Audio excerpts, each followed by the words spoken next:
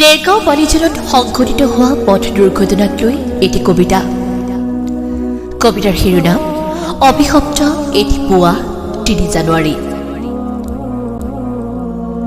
কবি ৰাজু কলিতা, পাঠ ৰশ্মিৰেখা শইকীয়া।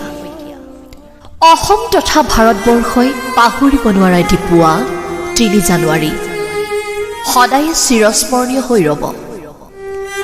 কিমান ভয়ংকৰ আছিল সেই দুৰ্ঘটনাটো।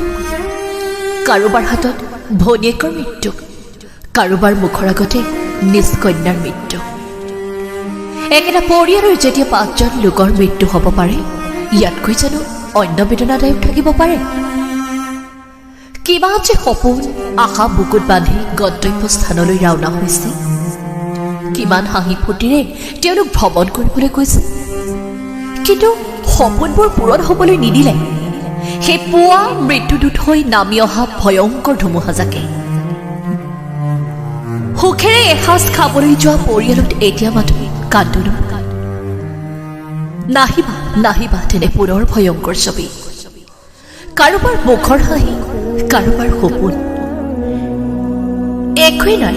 তেওঁলোকৰ মাজত এতিয়া দেখিছো মাথো ডাও ডাওকৈ জ্বলি থকা পথাৰত লিলিহান শিখা।